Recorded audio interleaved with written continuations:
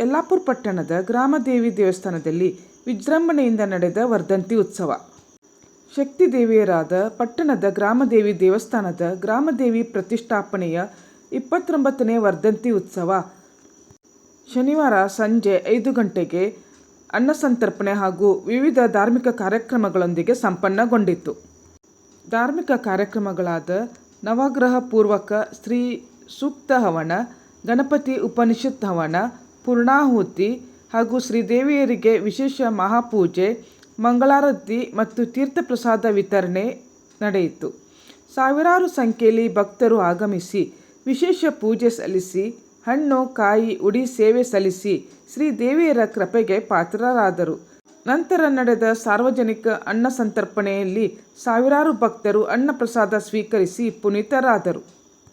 ಪಟ್ಟಣದ ಕಾಳಮ್ಮನಗರ, ರವೀಂದ್ರನಗರ, ಕಲ್ಮಠ, ಗ್ರಾಮದೇವಿ ನಗರ ಸೇರಿದಂತೆ ವಿವಿಧೆಡೆಯಿಂದ ಭಕ್ತರು ಆಗಮಿಸಿ ಶ್ರೀದೇವಿಗೆ ವಿಶೇಷ ಪೂಜೆ ಸಲ್ಲಿಸಿದರು.